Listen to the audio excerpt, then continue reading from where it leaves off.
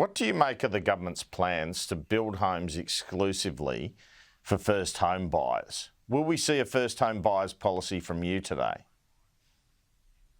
Well, this is more failed policy from a government that hasn't delivered a single home under its signature housing policies. Their Housing Australia Future Fund hasn't delivered one new home, despite promising to do so.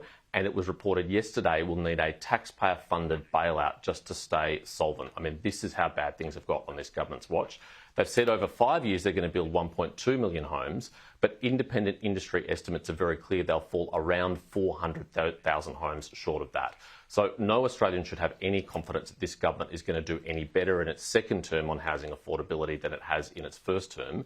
And yes, we will have more to say about support for first home buyers very soon. Today? Well, you just have to wait and see, Andrew, but of course we've outlined a lot in this space already. We're going to take pressure off demand by reducing migration and banning foreign investors from buying homes for 2 years. We're going to reform the building industry, which Labor cannot do, by deregistering the CFMEU and introducing new laws to deal with the lawlessness and corruption that has flourished in that industry under Labor's watch. We're going to deliver a $5 billion fund to fund the infrastructure that's necessary to unlock private development over 500,000 homes over the next few years. And we, of course, have policies already to support first home buyers, including allowing them to access their own superannuation to meet their deposit. And more today. Now, what do you make of this promise by Labor to guarantee loans for first home buyers if they have a 5% deposit? Well, of course, the Home Guarantee Scheme is a coalition government initiative. It was introduced in 2020 under the former government, and all this government has done is to tinker with it a little bit. They also have their so-called Help to Buy scheme, but it hasn't helped anyone to buy over the last 3 years because it hasn't even started yet. That's one of the reasons why housing has become so much more unaffordable on Labor's watch. House prices are up, rents are up. And of course, this is a government that's brought in more than 1 million people on their watch while not building the homes to accommodate them. So it's no wonder we have a housing crisis. It's no wonder that this government is unable to address it.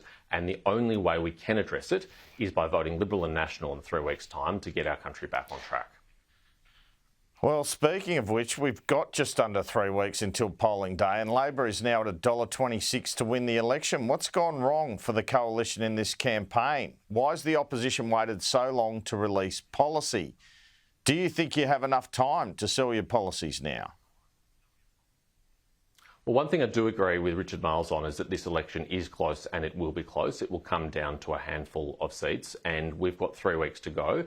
Many Australians out there have not tuned into the election yet because they're busy in their own lives and they've got other priorities. But as they tune in over the coming weeks, I think they'll find that there's a very significant policy agenda from the opposition that will deliver immediate relief on the cost of living pressures that they're facing and includes a long-term plan to get inflation under control, to start building homes in this country again, to make our communities safe. And I think when they hear that message, I think they'll be very receptive to it and increasingly support the coalition.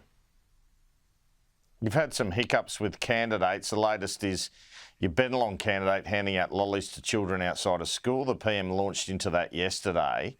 What's your view on that? And another hiccup has been revelations this Victorian candidate for Wills got done for obtaining financial deception. Has there been any thought of letting him go?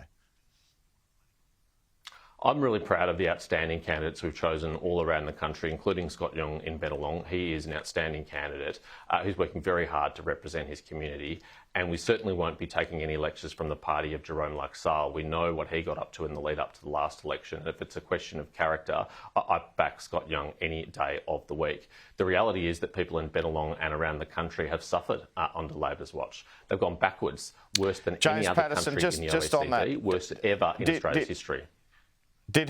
First of all, can you clarify what you're talking about in relation to Jerome Laxale? And second of all, do you see no problem with the handing out of the lollies? It's been widely reported in the media the issues with Jerome Laxale and his conduct, and you're well familiar with that, Andrew. I'll leave you and your viewers to Google that and get to the bottom of his behaviour, which hasn't been properly accounted for. But Scott Young is an outstanding candidate. We're very proud of him. We back him every step of the way in Bennelong. And if the people of Bennelong vote for Scott Young and the Liberal Party, they will get our country back on track. They'll get the immediate financial relief that they need. they'll get the long-term plan our country needs to get inflation and cost of living under control and to make their lives better. No, but I just want to bring you back to this point. So the principal complained. Do you think Scott Young maybe made a little bit of a mistake?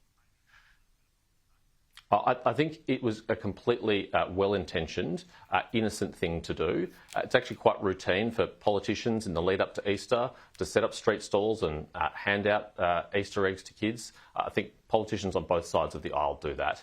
But what I'm really concerned about is the state of our country, Andrew. We have got completely off track on this government's watch. There is a better way. We have a better plan. And in relation to this candidate from Wills, does he have any concerns? Do you have concerns about him, or are you backing him in 100%? Look, I've seen the reporting in the media. I'm not familiar with the allegations. We stand by all of our candidates. We're backing them all the way. And if you vote Liberal and National at this election, we will get our country back on track. All right. Well, let me ask you about Ben Britton. That's not ideal. His departure, is it? Is he someone you know? Has he worked as an advisor for you previously? And what do you think of him being ejected as a candidate? No, Mr Britton has never worked for me in any capacity, and the issues reported in the media about his candidacy are just some of the issues that were identified by the party that didn't come up through the applicant review process, that weren't disclosed appropriately as they should be. We've moved on. We've got a much better candidate now in Whitlam who will help get our country back on track with our strong plan to return our economy to the strength it was under the previous government. So he never worked as a voluntary advisor or anything of that nature for you? No, never. Okay. I want to play this comment your government efficiency spokeswoman Jacinta Price said yesterday. I'm so proud to be able to stand beside and to ensure that we can make Australia great again, that we can bring Australia back to its former glory, that we can get Australia back on track. It's widely acknowledged that Donald Trump and comparisons between Peter Dutton and Donald Trump have, which I assume you would say are unfair, have hurt your campaign. That comment wasn't very helpful from Jacinta Price, was it?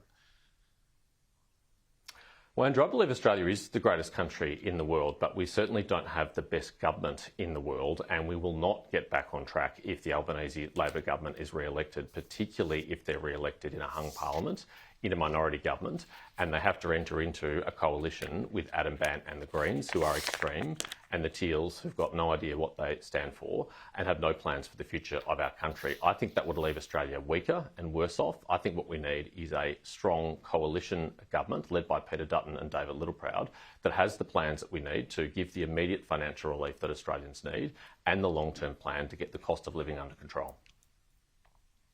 Are you hoping to make Australia great again? Well, that's not my style of politics, Andrew. What we're focused on is the damage that's been done to our country over the last 3 years and the fall in living standard that's occurred on Labor's watch. We've fallen more than any other country in the OECD. We've fallen more than in our country's history ever before. Australians are 8% worse off in terms of their living standards than they were when this government was elected. And Anthony Albanese promised they'd be better off. He even promised cheaper mortgages, Andrew. I don't know how many people you've met over the last 3 years who have cheaper mortgages on Anthony Albanese's watch.